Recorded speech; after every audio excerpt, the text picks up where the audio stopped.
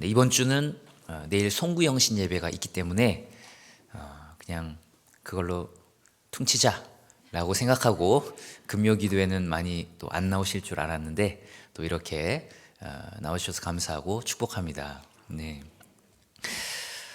저희 그 교역자실에 있는 그 목사님들은 각자 맡은 역할들이 있습니다. 그 중에 이제 공예배 기도자 섭외를 이제 담당하는 목사님이 있는데요. 여러 목사님을 거쳐 왔고 이번에도 좀 달라졌는데 어떤 목사님이 기도자 섭외를 맡게 되면 중직자 성도님들에게 번호 차단을 당한다는 소문이 있습니다. 네. 사실 그 중직자라면 의무적으로 저는 돌아가면서 대표 기도를 하는 것이 맞다라고 생각을 하는데 저희 교회는 왜 그런지 모르게 뭔가 교역자가 부탁을 하고 수락을 하면 하고 또 거절할 수도 있는 그런 또 문화가 형성되어 있더라고요. 그런 분위기다 보니까 어떻게 해서든지 기도자를 세우려는 담당 목사님과 그것을 거부하려는 성도님들의 이걸 뭐 영적 신랑이라고 해야 되는지 잘 모르겠는데 그런 좀 신랑이가 있는 것 같아요. 때론 10통 이상의 전화를 하면서도 한 명도 건지지 못한 담당 목사님의 그 지친 모습을 보면서 안타까운 마음이 들었습니다. 그리고 몇 교구 구역장님 한 명도 기도 안 한다고 막 그렇게 말씀하실 때는 굉장히 또 미안한 마음도 들고 그랬던 것 같아요. 그만큼 성도님들이 대표 기도를 한다는 것에 대한 부담감, 뭔가 거부감과 두려움이 있다는 얘기겠죠. 어쩌다가 직분을 받았고 어쩌다가 이제 구역장이 됐는데 아직 기도할 준비가 되어 있지 않은 겁니다. 기도는 교회를 오래 다닌다고 저절로 잘할 수 있게 되는 것은 아닙니다. 어쩌면 오래 교회를 다녔는데 기도에 자신이 없기 때문에 더 대표 기도를 하기 또 어렵게 되는 경우도 있는 것 같아요. 저희 누나가 이제 26살 때 미국으로 가서 굉장히 오랜 시간 동안 거의 20년 가까이 이제 미국에 살다가 최근에 귀국을 했는데 미국에 가서 저희 이제 누나가 한 10년쯤 됐을 때 오라고 해서 한번 가본 적이 있습니다. 그때 제가 처음 누나를 만났을 때 한 말이 혹시 한국말 기억하고 있냐고 그렇게 물어봤던 기억이 납니다. 근데 뭐라고 답한지 아십니까? 누나가 사람들이 그렇게 생각하기 때문에 우리가 귀국을 못하는 거라고. 네. 미국에 가서 10년, 20년 살면 엄청 영어를 잘하게 되고 심지어 한국말을 잊은 건 아닐까라는 어떤 기대와 그런 생각을 갖고 있는데 사실은 여전히 한국말을 잘하고 있고 영어는 못한다는 거예요. 힘들다는 거예요. 고국어가 아니기 때문이겠죠. 그렇기 때문에 더 이렇게 귀국하기가 힘들다. 또 이런 얘기를 들은 적이 있습니다. 어쩌면 교회를 오래 다녔는데 20년, 30년 다닌 분이 저렇게밖에 기도를 못해? 이런 얘기를 어쩌면 들을까 봐 더 두려워서 기도의 자리에 서지 못하는 것도 있는 것 같습니다. 기도는 배워야 하는 것이고 그리고 해봐야 하는 것입니다. 그래서 예수님의 제자들조차도 예수님에게 기도하는 법을 좀 알려주세요라고 말했던 거죠. 물어봤던 거죠. 그리고 예수님도 너희가 이렇게 기도해야 된다라고 하시면서 그 기도를 알려주신 것입니다. 구약에서 기도의 가장 아름다운 모범을 잘 보여주는 부분이 있다면 바로 시편이겠죠. 그렇다면 신약에서는 단연 예수님께서 가르쳐 주신 기도인 주기도문이 우리에게 가장 기도의 모범이 되고 또한 우리가 따라야 될 기도가 될 줄 믿습니다. 그래서 저는 제가 금요 기도회를 맡을 때마다 주기도문을 설교했습니다. 시리즈로. 근데 시리즈 같이 느껴지진 않으실 거예요. 왜냐하면 4개월, 5개월에 한 번 설교를 하기 때문입니다. 우리는 지난 7번의 시간 동안, 제가 7번의 시간 동안 예수님이 가르쳐 주신 기도문을 쭉 살펴보면서 우리의 기도와 삶이 어때야 되는지 보았습니다. 주기도문의 구조가 이렇게 되어 있다고 했어요. 제일 처음에 부름말이 있습니다. 그리고 중간에 간구가 있고 마지막에 송영으로 끝이 납니다. 중간에 혹시 몇 가지 간구가 있는지 기억하고 있는 분 계십니까? 5가지요. 네, 아깝네요. 맞아요. 6가지입니다. 중간에 6가지 간구가 있고 앞에 3가지는 하나님을 향해 있고 뒤에 3가지는 우리의 필요를 향해 있습니다. 그렇게 부른말 6가지 간구, 송영까지 합쳐서 이제 8가지 파트로 나눠서 말씀을 전했습니다. 처음에 부른말은 이것이었죠. 하늘에 계신 우리 아버지여. 우리가 아무한테나 기도하는 것이 아니라 바로 이분한테 기도한다라는 것을 분명하게 상정하고 기도해야 된다라고 예수님이 가르쳐 주신 것입니다. 바로 하늘에 계신 우리 아버지. 하늘에 계시다는 뜻은 위대하시고 전지전능하신, 우리가 감히 범접할 수 없는 그 놀라우신 크신 하나님이시다라는 고백이죠. 동시에 그분을 우리 아버지여라고 고백하라고 말씀하신 이유는 그분이 너무 크고 위대하신 분이다는 것만 가르쳐주면 크고 위대하시기 때문에 우리랑은 상관없고 멀리 있는 분처럼 느껴지잖아요. 그러나 그 위대하신 분이 우리와 함께 하시는 우리의 아버지 되신 분이시다라는 것을 우리에게 가르쳐 주신 거죠. 그래서 우리는 하늘에 계시지만 동시에 우리의 아버지 되신 그 하나님을 부르면서 그분께 기도하며 나아가야 된다라고 예수님이 말씀해 주신 겁니다. 그리고 첫 번째 간구로 이름이 거룩히 여김을 받으시오며, 하나님의 이름이 거룩히 여김을 받기를 원합니다 라고 기도해야 된다고 가르쳐 주십니다. 상당히 우리가 일반적으로 기도하는 것과는 결이 다르다고 느껴지지 않습니까? 네, 우리는 하늘에 계신 하나님 아버지라고도 잘 부르지 않고, 그리고 하나님의 이름이 거룩히 여김을 받기 위해서 기도해 본 적이 있나? 라는 생각이 들 정도로 굉장히 어색합니다. 나라가 임해달라는 기도, 하나님의 뜻이 하늘에서 이룬 것 같이 땅에서도 이루어지게 해달라는 기도가 우리에게 굉장히 어색하게 들립니다. 왜냐하면 우리는 평소에 그런 기도를 잘 하지 않기 때문이죠. 하나님 아버지라고 부르고 나서 하나님, 그런데 제가 지금 돈이 필요합니다 라고 바로 들어가죠. 네. 그러나 예수님은 그 모든 것들을, 우리의 필요를 구하기 전에 먼저 구해야 될 것이 있다 라고 하면서 3가지를 가르쳐 주셨습니다. 하나님의 이름이 거룩히 여김을 받는 것. 하나님의 이름은 이미 거룩하죠. 그러나 그분의 이름이 거룩히 여김을 받는 것을 위해 기도해라. 하나님이 이미 영광스러우시지만 하나님이 영광을 받으시기 위해서, 사람들이 하나님께 영광을 돌리기를 위해서 기도해라 라고 가르쳐 주셨습니다. 그리고 하나님의 통치가, 하나님의 나라가 이 땅 위에 이루어지고, 또 우리 개인과 우리 가정과 우리가 가는 모든 곳에 하나님 나라가 임할 뿐만 아니라 예수 그리스도께서 재림하셔서 완전한 하나님 나라의 완성인 새하늘과 새 땅이 속히 임하게 하옵소서라고 기도해라 라고 가르쳐 주셨습니다. 그리고 뜻이 하늘에서 이룬 것 같이 땅에서도 이루어지다 라고, 하나님의 뜻이 저 천상의 세계에서 완전하게 이루어진 것처럼 이 땅에도 하나님의 뜻이 이루어지게 해달라고 기도해야 된다라고 가르쳐 주셨습니다. 그리고 나서 우리의 필요를 위한 또 3가지 간구를 가르쳐 주셨죠. 오늘날 우리에게 일용할 양식을 주옵시고 라고 기도해라 라고 가르치셨습니다. 어떤 사람들은 우리의 필요를 구하는 것이 굉장히 속돼 보이고 세속적이어 보이기 때문에 뭐가 필요하고 이런 거 너무 기도하지 말라고 말하기도 합니다. 굉장히 홀리해 보이고 싶어하는 사람인 것 같아요.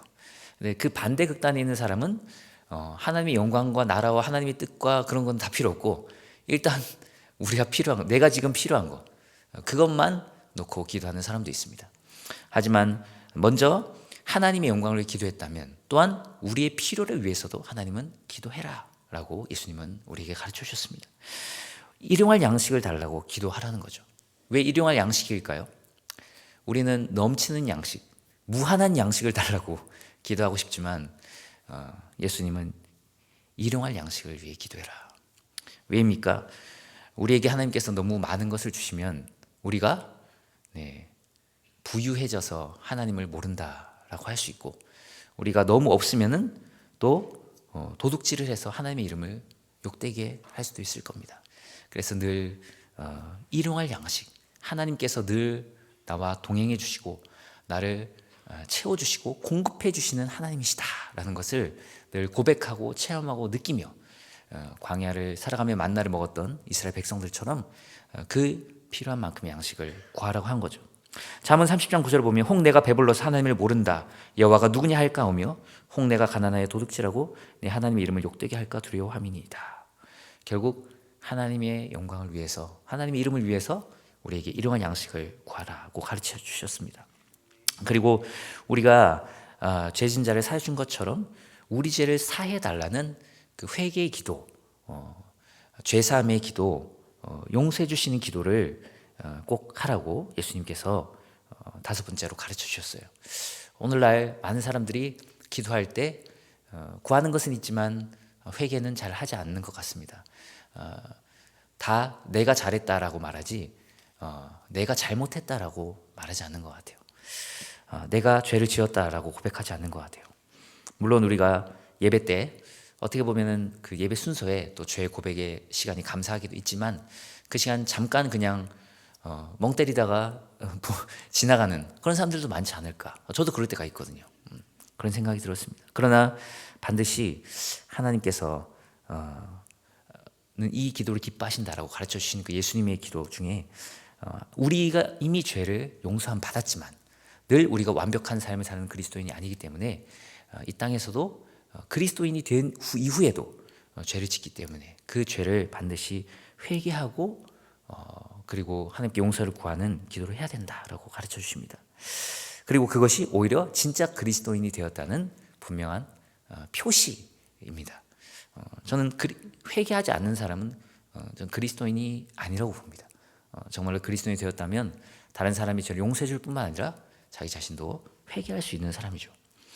그리고 우리를 시험에 들지 않게 해주시고 악에서 구해달라고 기도하라고 가르쳐 주셨습니다. 우리가 삶을 살아가다 보면 굉장히 많은 시험을 만납니다. 이 시험은 하나님의 테스트일 수도 있고 그리고 어떤 악이나 죄에 그리고 우리 욕심에 이끌리는 유혹일 수도 있습니다. 그런 영적인 어두운 세력의 혹은 내 욕심에 이끌린 그 유혹들을 만날 때 그 유혹에 넘어지지 않고 승리할 수 있게 해달라는 기도, 그 기도를 반드시 해야 된다라고 가르쳐 주셨어요. 그리고 이 모든 기도를 가르쳐 주시고 마지막에 송영으로 마치게 됩니다. 이 송영 부분을 보면 우리가 마지막에 읽었던 부분이죠. 나라와 권세와 영광이 아버지께 영원히 있사옵나이다. 아멘. 이 부분이 바로 송영 부분입니다. 어쩌면 이번 8번째 시간으로 제가 이 부분을 바로 다루려고 합니다. 주기도문의 시작과 끝은 일맥상통합니다. 끝만 송영으로 끝나는 것이 아니라 처음도 송영으로 시작합니다. 근데 이 송영이라는 말이 뭐냐면 이제 독솔로지라는 말인데 헬라어로 독사라는 말과 그 다음에 로고스라는 말의 합성어입니다. 독사는 뭐죠? 독 있는 뱀밖에 모르죠, 우리는. 네, 근데 헬라어로 이 독사는 독 있는 뱀이 아니라 제 이름하고 같은 뜻을 가지고 있습니다. 네, 영광이라는 뜻이 바로 헬라어로 독사입니다. 그리고 로고스라는 말은 말이라는 뜻을 가지고 있죠. 그러니까 독솔로지, 즉 송영은 영광을 돌리는 말이라는 뜻입니다. 영광을 돌리는 말. 간단히 말하면 찬양이라는 말이죠. 찬양. 주기도문은 하나님을 향한 송영으로 시작해서 송영으로 마무리됩니다.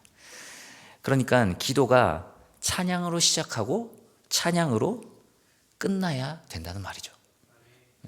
기도가 하나님을 향한 찬양으로 시작하고 그리고 찬양으로 끝나야 된다. 예수님은 그렇게 우리에게 기도를 가르쳐 주셨습니다. 부른말에 보면 하늘에 계신 우리 아버지여 있죠. 하나님이 하늘에 계신 우리 아버지요.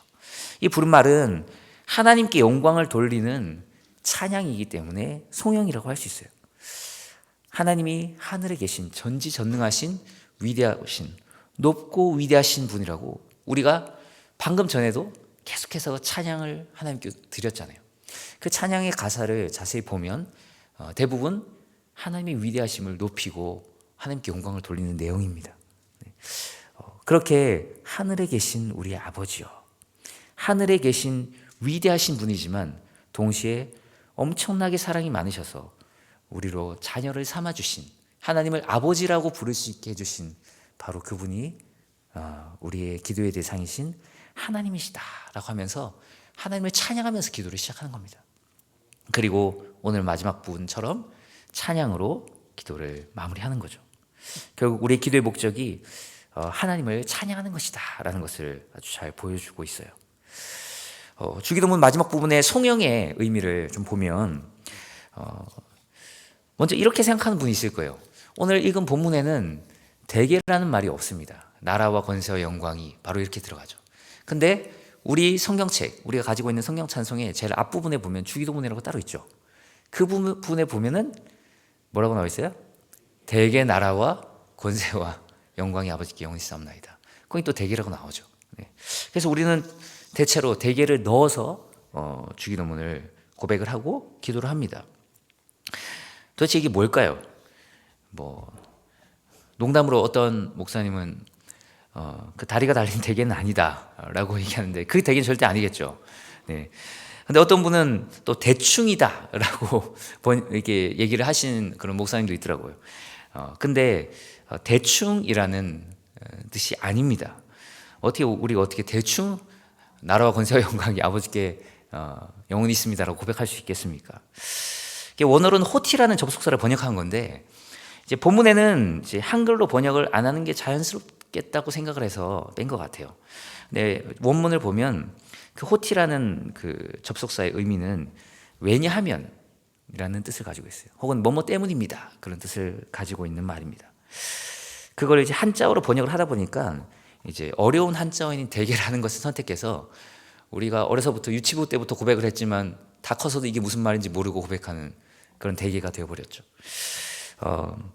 그런 의미를 사실은 원래 의미를 생각해 보면서 번역을 해보면 이런 뜻입니다.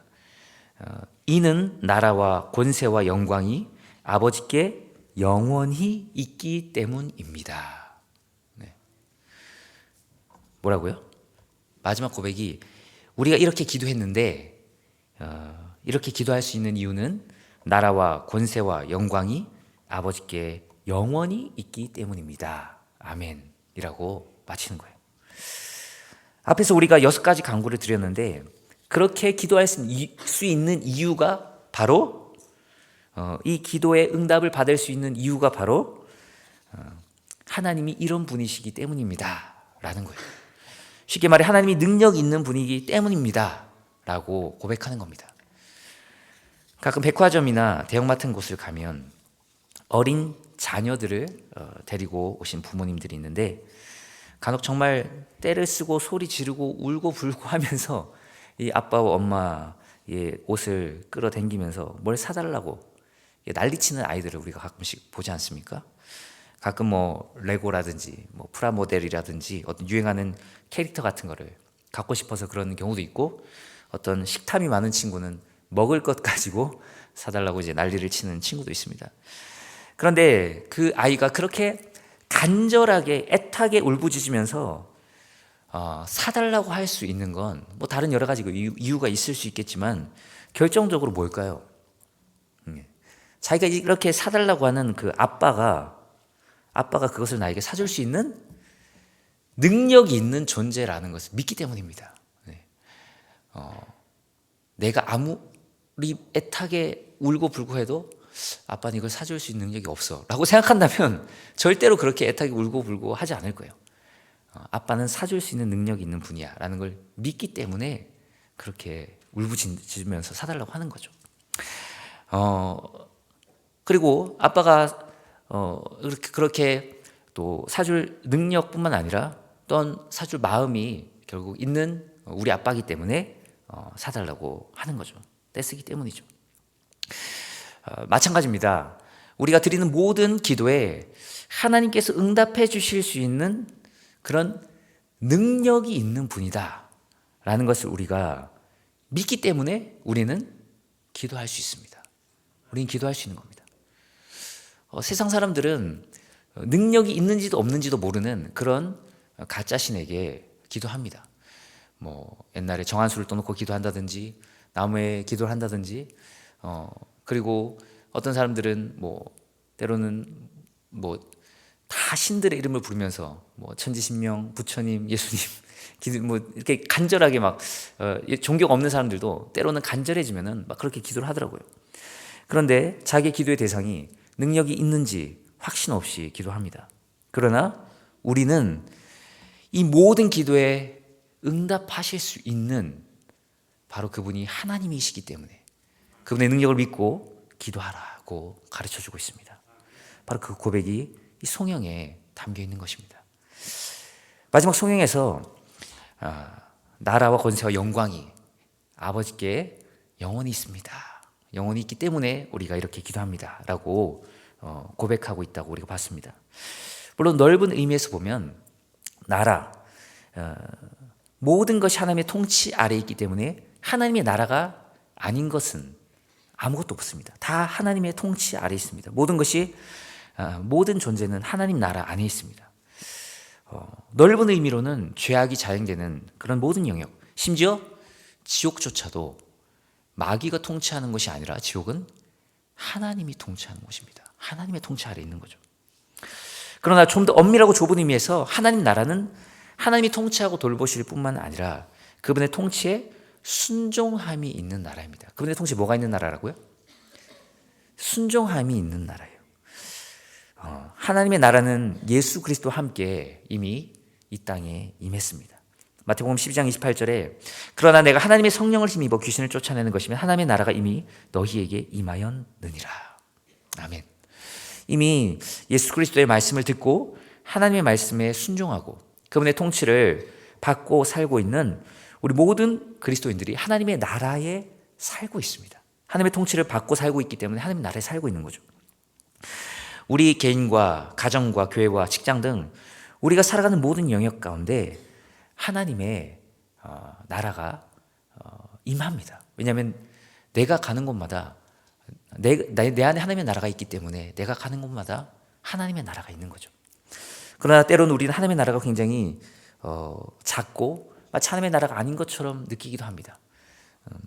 그러나 그곳에 하나님의 은혜가 넘치고 하나님께서 함께 해주셔서 복음이 풍성해져서 수많은 사람들이 하나님께 돌아올 때 나와 함께 있는 내가 사랑하는 모든 사람들이 주님께 돌아올 때 그곳은 더욱더 하나님의 나라가 쉽게 말해 농도가 진해지고 더 하나님의 나라를 그 천국을 깊이 놀랍게 경험하게 될 줄 믿습니다. 그래서 하나님의 나라의 농도가 가장 진한 곳은 어딜까요? 가장 진한 곳은 어딜까요? 네, 학교일까요? 직장일까요?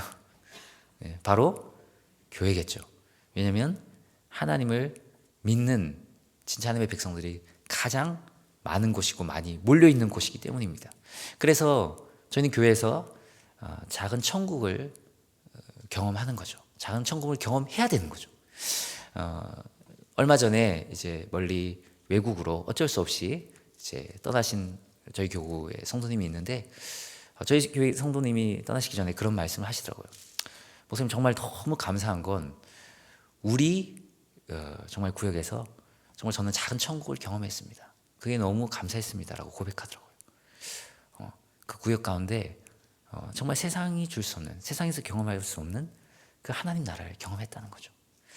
그런 놀라운 은혜가 우리 모든 교회와 모든 구역 가운데 있기를 축복합니다. 네. 그렇게 놀랍게 하나님의 나라가 이미 왔지만 한편으로는 하나님의 나라는 아직 완성되지 않았습니다. 예수님의 재림을 통해 하나님 나라는 완성되겠죠. 그래서 우리는 하나님 나라는 이미 임했지만 아직 완성되진 않았다라고 얘기하는 겁니다. 예수님이 말씀하셨고 요한계시록에 나오는 그 새하늘과 새 땅, 그 하나님 나라에 우리는 또한 완성을 바라보면서 이 땅에서 하나님 나라가 이루어지길 기도하며 또 영적 전투에 임하는 자세로 살아가야 될 줄 믿습니다. 그러나 우리의 능력에 따라 하나님 나라가 좌지우지되는 것이 아니라 오늘 주기도문의 송영처럼 하나님 나라가 임할 것이라는 그 확신을 가지고 우리가 기도할 수 있는 이유가 무엇이죠?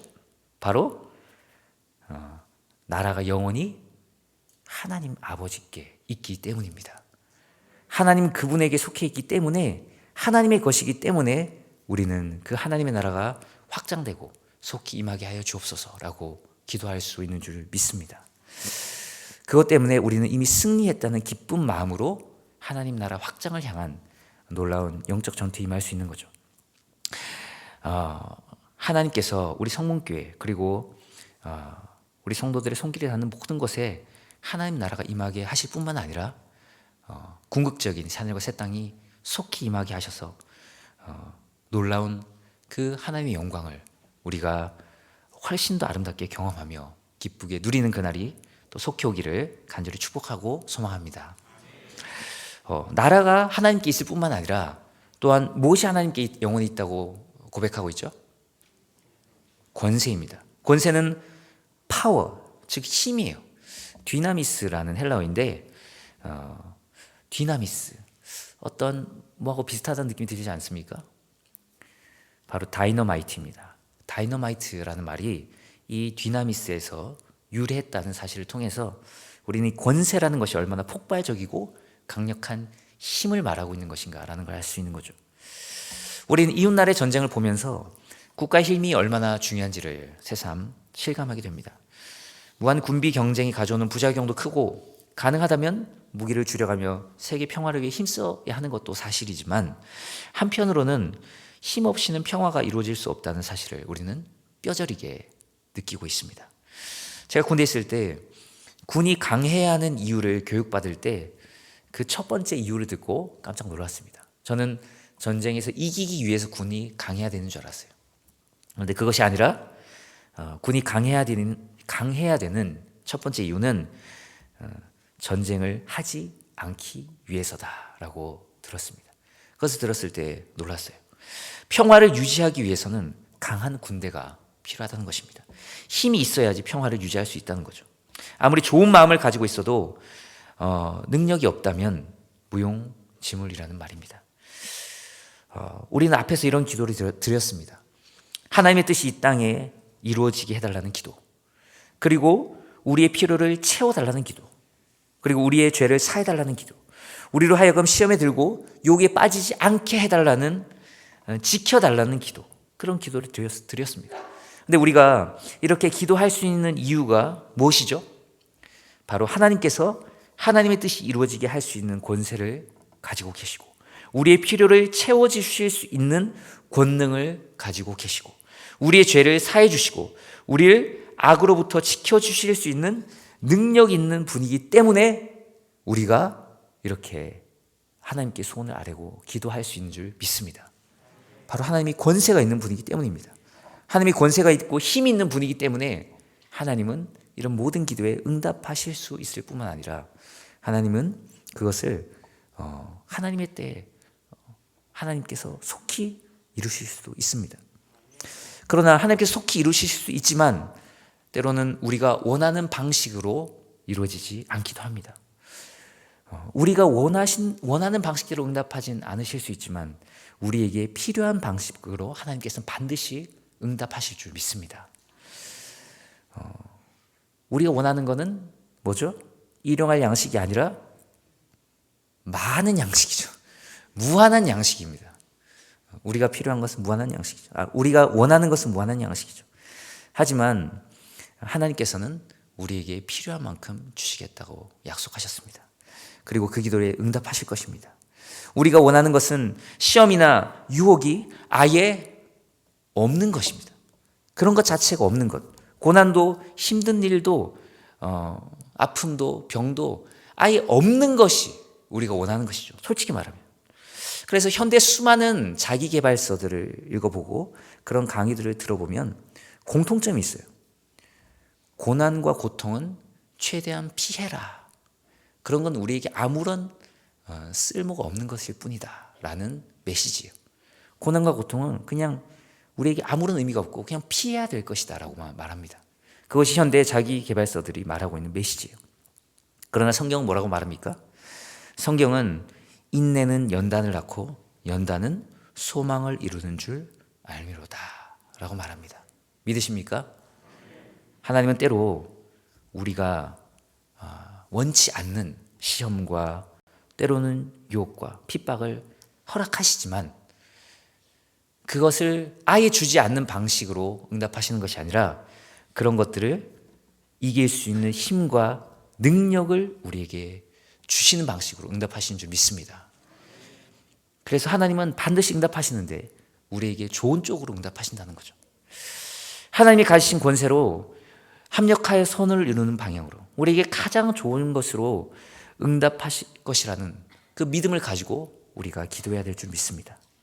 그래서 우리가 고난이 없게 해달라고 기도하는 것이 아니라 하나님 그 시험과 유혹을 이길 수 있는 힘을 주시고 그것으로부터 우리를 보호하여 주시고 지켜 주시옵소서라고 예수님이 가르쳐 주신 대로 우리는 기도해야 될 줄 믿습니다.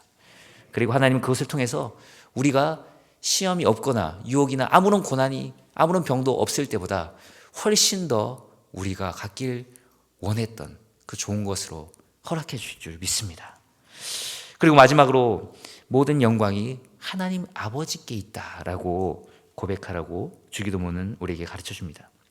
모든 기도는 결국 내가 영광을 받는 것이 아니라 누구에게 영광을 돌리기 위함입니까? 네, 하나님께 영광을 돌리기 위함입니다.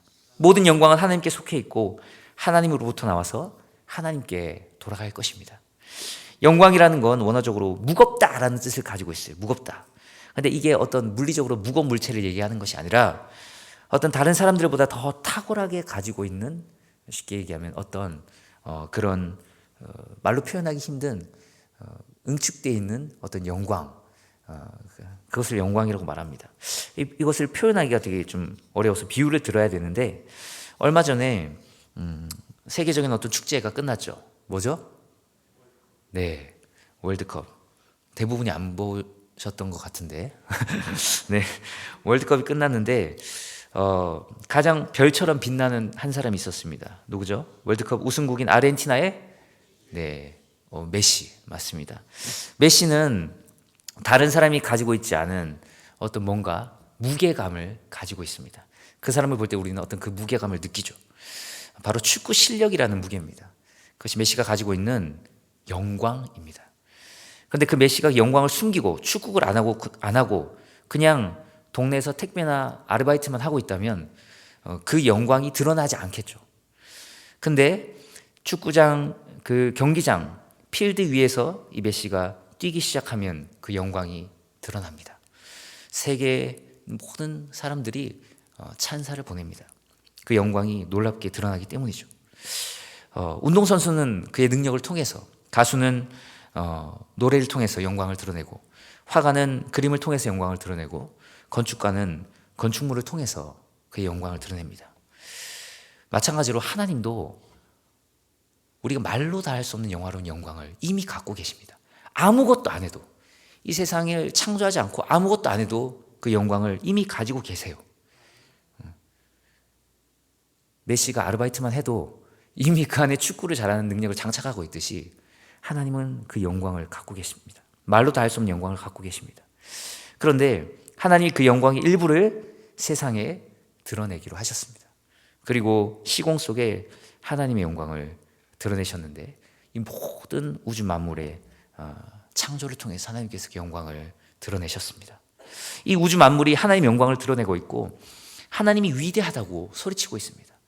그래서 우리는 하늘의 그 해와 달과 별들을 볼 때마다 하나님이 위대하시구나, 하나님이 저렇게 위대하신 분이구나 라고 감탄하며 고백하게 되죠. 우주가 말로 할 수 없을 만큼 크지 않습니까? 네. 정말 말로 할 수 없을 만큼 큽니다.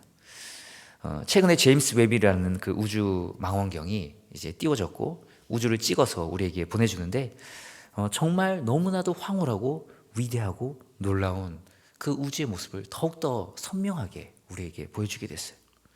그만큼 더 하나님이 위대하신 분이라는 걸 우리는 보면서 감탄하게 되는 거죠. 또한 우리는 가장 작은 것을 보면서도 하나님의 위대하심을 보고 하나님의 영광을 봅니다. 인체 신비에 대해서 공부하면 공부할수록 놀라워요. 100조 개나 되는 그 세포가 있지만 그 하나의 세포 안에 우리 인체의 모든 정보가 다 들어있다는 사실을 보면 우리가 참 놀랍지 않습니까? 하나님이 그렇게 세심하고 섬세하게 일하시는 하나님이신 거죠. 그 모든 것을 통해서 하나님의 영광을 드러냈지만 무엇보다 하나님의 영광이 가장 찬란하고 빛나게 드러난 건 예수 그리스도의 십자가를 통해서입니다. 예수 그리스도 십자가를 통해서. 우주보다도 더 크신 하나님이, 그 능력이 많으신 하나님이 우리의 아버지가 되시려고 우리를 살리기 위해 예수 그리스도를 십자가에 내어주심으로 그분의 우주보다 더 큰 사랑과 공의와 지혜가 밝히 드러난 것인 줄 믿습니다. 그 놀라운 사랑을 통해서 하나님의 영광이 드러난 거죠. 그것을 깊이 깨달은 바울이 이렇게 고백합니다. 로마서 11장 36절에 이는 만물이 주에게서 나오고 주로 말미암고 주에게로 돌아갑니다. 그에게 영광이 세세에 있을지어다. 아멘. 결국 하나님께 영광을 돌리면서 끝나요. 모든 하나님의 사람들의 공통점을 보면 하나님께 영광을 돌리면서 끝난다는 겁니다. 아직 이 땅에서 드러나는 하나님의 영광은 하나님 나라의 완성을 통해서 드러날 그 영광에 비하면 아주 작은 것일 겁니다. 그림자와 같은 것입니다. 그러나 완성될 하나님의 나라를 통해 우리는 세상을 압도하는 하나님의 영광을 보게 될 것입니다. 그 날을 소망하기 때문에, 그 크신 하나님의 영광을 볼 날을 소망하기 때문에 우리는 하나님의 나라가 좀 빨리 오게 해주세요라고 기도하는 거죠. 그 날이 반드시 속히 오게 될 줄 믿습니다. 그리고 이 주기도문의 마지막 송영은 이렇게 나라와 권세와 영광이 아버지께 영원히 있습니다 라고 하나님을 찬양하면서 고백하면서 끝나는데, 제가 처음에 대개라는 것을 언급하며 얘기했듯이 우리가 기도할 수 있는 근거가 바로 여기에 있기 때문에 이렇게 고백하는 것이고 기도하는 것이고, 하나님이 이런 분이기 때문에 우리는 안심하고 믿음으로 하나님께 이렇게 기도할 수 있는 것입니다. 그런데 더 중요한 것이 있습니다. 하나님이 능력 있는 분일 뿐이고 우리를 향한 사랑이 없다면 기도는 응답될까요? 안 될까요? 능력만 있고 우리를 향한 사랑이 없다면 기도는 응답되지 않을 겁니다. 그러나 마지막에 송영에 뭐라고 말하고 있습니까? 누구에게 영원히 있사옵나이다. 나라와 권세와 영광이 아버지께 영원히 있사옵나이다 라고 기도해라 라고 우리에게 가르쳐 줍니다. 누구에게 영원히 있다고요? 아버지께 영원히 있습니다. 하나님이 위대하신 분, 능력 있는 분일 뿐만 아니라 그분이 바로 우리의 아버지이시기 때문에 하나님께서는 우리의 기도를 들어주신 줄 믿습니다. 그래서 주기도문의 시작도 위대하신 하나님과 우리의 아버지 되신 하나님을 찬양하며 시작하고, 주기도문의 마지막도 위대하신 하나님과 우리의 아버지 되신 하나님을 찬양하며 끝이 납니다. 그분은 능력이 있으시고 동시에 우리의 아버지가 되신 줄 믿습니다. 그 하나님 아버지께서 우리의 기도에 응답하실 것이라는 것을 믿고 찬양하며 나아갑시다. 그 찬양을 통해 하나님은 기도에 응답할 것이고, 그리고 그 기도의 응답으로 우리는 또한 하나님을 더욱 찬양하게 될 것입니다. 유진 피터슨이 이렇게 얘기했습니다.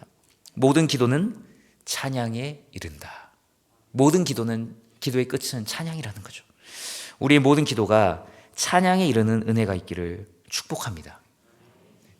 하나님이 우리의 기도를 들어주시는 분이기 때문에 우리는 하나님을 찬양할 수밖에 없고, 하나님이 능력 있는 분이기 때문에 우리는 찬양할 수밖에 없고, 하나님이 우리의 아버지이기 때문에 찬양할 수밖에 없고, 하나님은 우리에게 좋은 것을 주시는, 좋은 것을 응답하는 분이시라는 것을 믿기 때문에 우리는 찬양할 수밖에 없습니다. 그리고 하나님께서 그 기도에 응답해 주셔서 정말 그 응답 때문에 너무 기뻐서 또 하나님을 더 찬양하게 되는, 그래서 기도와 찬양이 우리 삶에 영원히 반복되며 더 발전되며 정말 커지기를 축복합니다. 그 모든 것을 우리는 믿기에 바로 아멘으로 기도를 마칠 수 있습니다. 하나님께서 이렇게 응답하실 줄 믿습니다 라는 뜻이, 그 고백이 바로 아멘에 담겨 있습니다. 우리가 드리는 그 모든 기도가 하나님께서 반드시 들으시고 능력 있는 우리 아버지 하나님께서 응답하실 것을 우리는 믿습니다. 그래서 우리는 아멘으로 고백합니다. 우리의 기도에 담긴 그 모든 아멘의 고백대로 응답되는 그런 축복이 우리에게 있기를 축복합니다. 이 시간 찬양하며 나아가겠습니다.